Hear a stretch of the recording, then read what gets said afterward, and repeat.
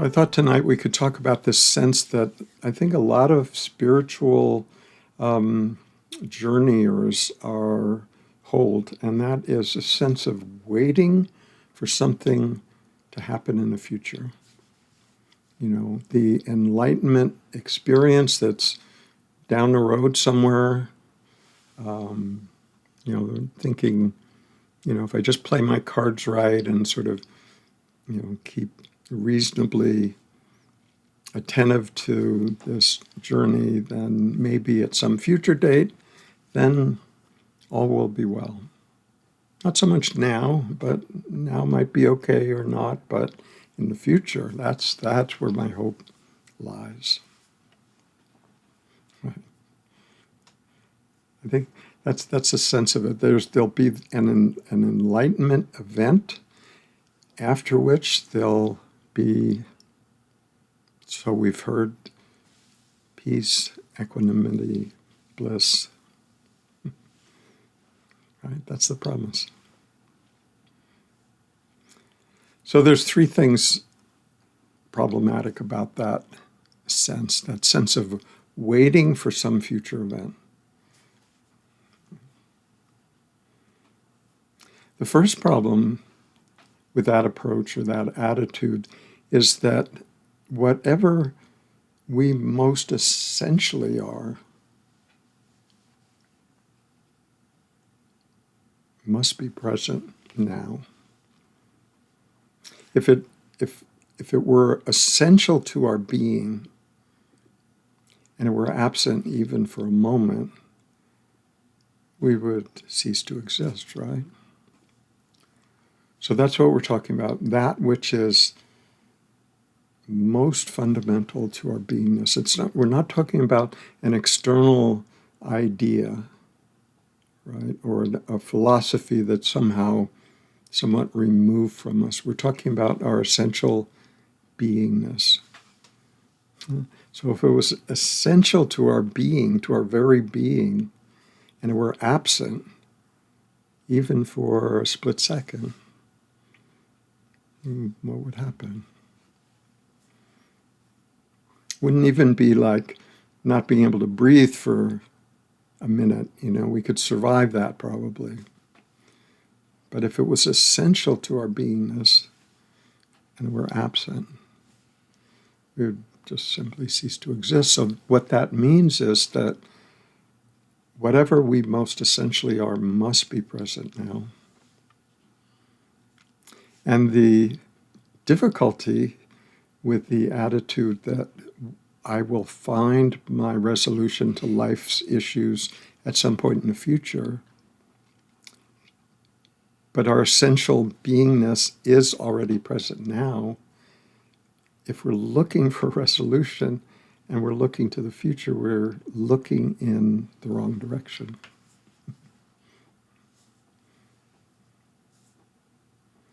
Right?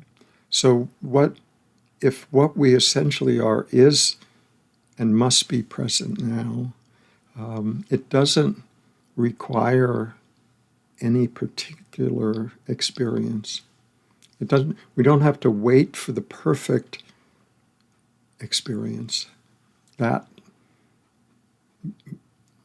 hoped for spiritual experience, powerful, cosmic, that one. We don't have to wait for that. If what we are is already present and complete, as it must be, then it's here in this moment. If we miss it, it's much more fruitful, rather than ask, like, when will this happen? It's much more fruitful to ask, what am I missing in this moment to cause me not to see what's already present? I must be believing something that's not true about myself, that's obscuring what's already present. So that's a much more fruitful line of questioning than, when is this going to happen in the future? A future that never arrives.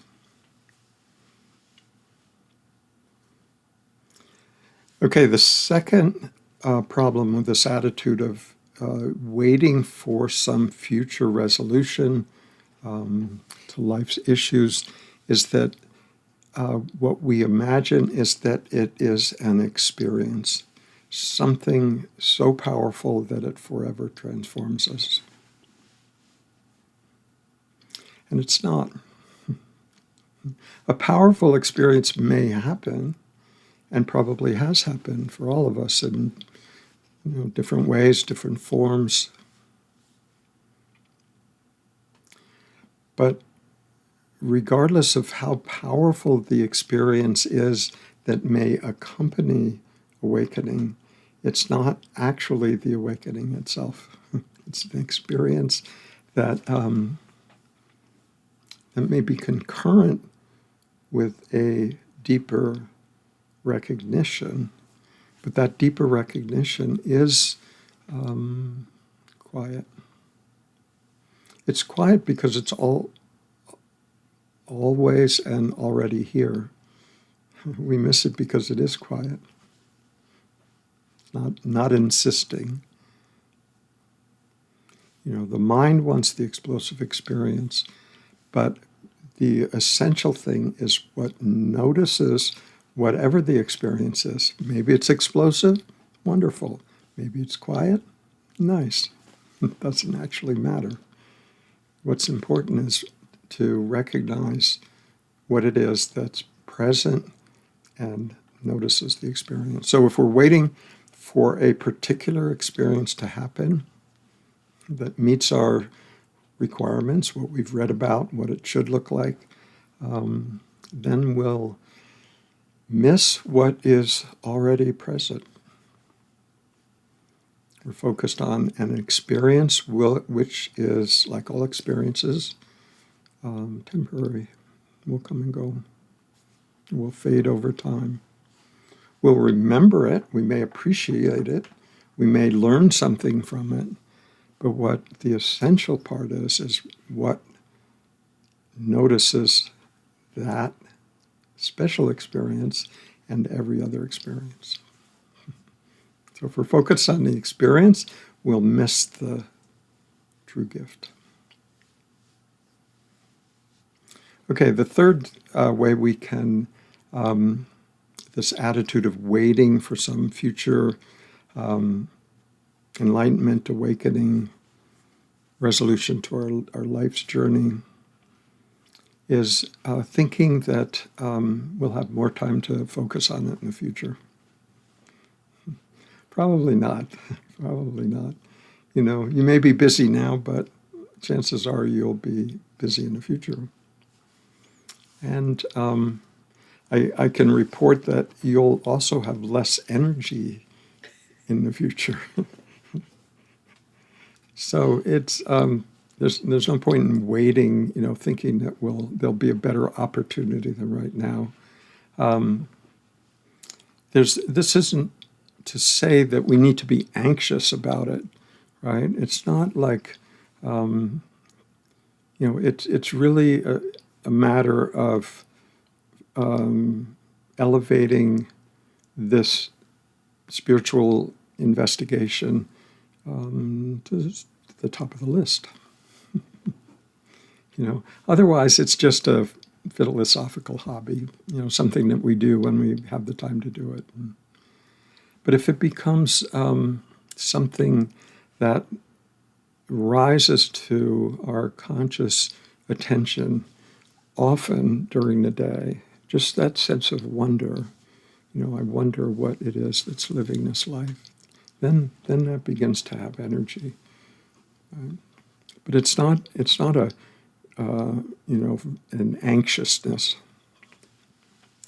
There's a wonderful quote by a revered Tibetan Buddhist from about 1,000 years ago, Milarepa.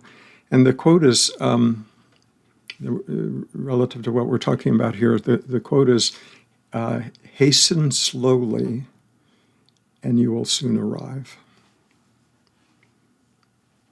So that's about the right attitude. It's sort of a balance of trust and paying attention. Paying attention, giving our energy to this investigation wholeheartedly, but trusting that life will give us what we need, without being desperate about it. And just as an aside about this Milarepa, who was, very highly respected, enlightened Buddhist, Tibetan Buddhist. In his early years, he had a reputation of being a murderer. So, for anybody that's hung up on karma or, I did this 10 years ago and therefore I am condemned for this lifetime, or I need another, 50 lifetimes to fix all my past errors and all of that.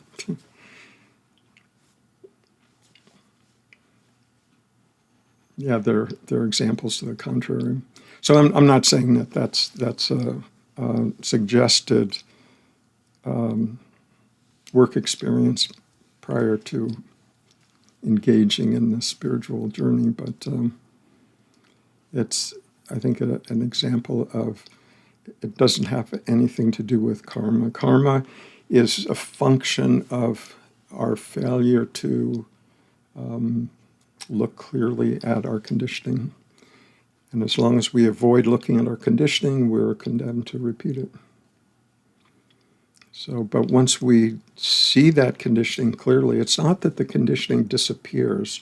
It's still, that energy may arise in the body, but if we see the conditioning clearly, it may arise, but it won't arise to the degree that we act unconsciously as a result of it. So that's the difference. It's not that that energy is extinguished necessarily, but just that we become conscious of that movement and how this particular body's been conditioned, and not falling into its grips out of unconsciousness. So where does that leave us? If what to do? So what I suggest that we can do is just stop. Just stop. Not stop as the next spiritual thing to do, but just stop. Stop the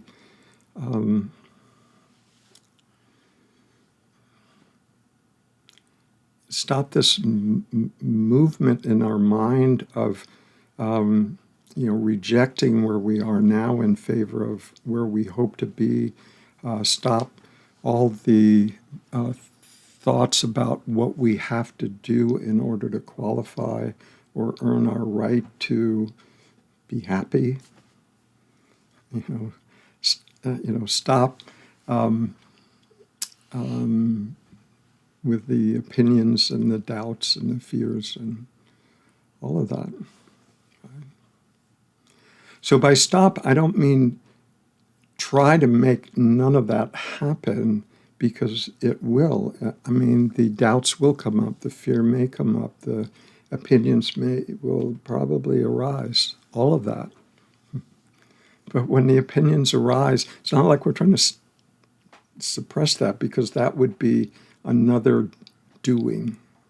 Yes? It's just seeing it. Seeing that, okay, there's an opinion that arises. Okay, no problem. The stopping is not going the next step in to react to having that opinion. Oh my God, I can't believe that I still hold that opinion about that other person. I'm such a terrible person. Or, my opinion's right. I'm going with it. Either one, being horrified or feeling justified, both of them lock us into an identity. Yes? We may have doubts. So what do we do with doubts? We can be, think, oh my gosh, I still have doubts and I'm supposed to be a spiritual person. But the one thing that we can do is just doubt the doubts. Doubts may arise, but it's like, well, I don't know, maybe. Just, in other words, not engage. Fear may arise.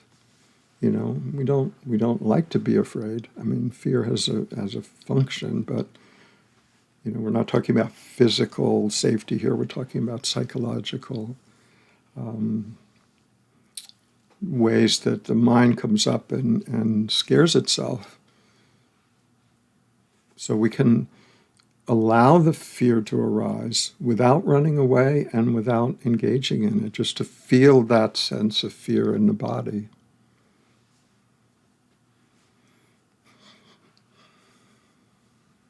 So where does that leave us if we're not engaged in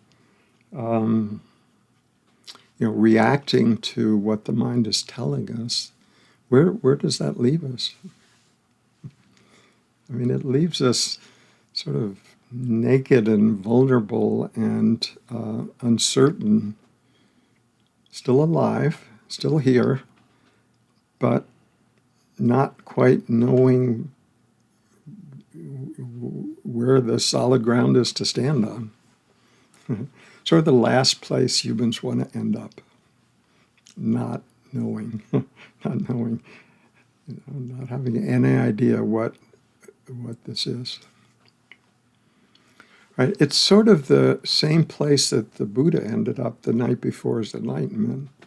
And what, as the story goes, what happened was that he was sort of attacked in a way, at least in the movie version of it. He was attacked by wrathful and blissful entities. Right? But this is it's portrayed as something outside of ourselves, Maya attacking me.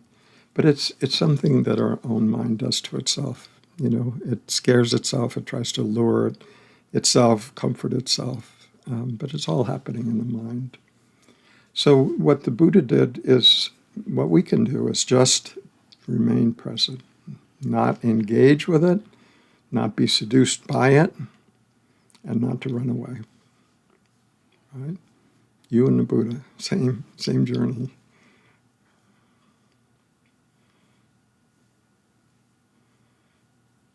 And when we're not pulled into that storyline, whatever it may be, and we're not running away from it, then there's an opportunity to just see what remains. So this idea of stopping isn't a spiritual strategy. It's not like a doing in disguise. Like, I'll just stop, but I really am doing it because I want something to happen. It's not that kind of stopping. It's just literally taking a time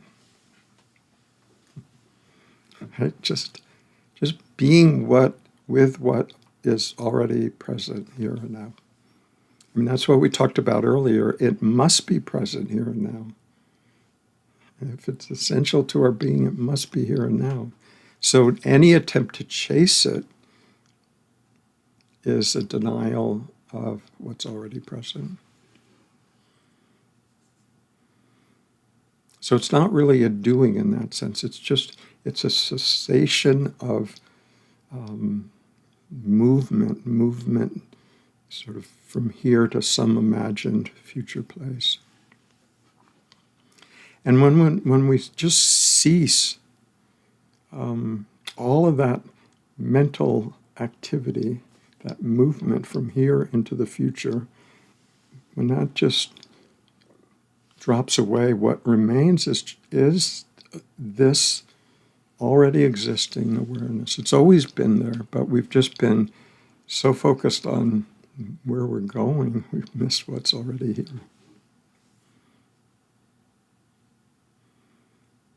So when we can just stop and What's already been, always been here is here as always, and it's complete. It's not something that we have to sort of discover and then improve, or it is what we are. It's not distant.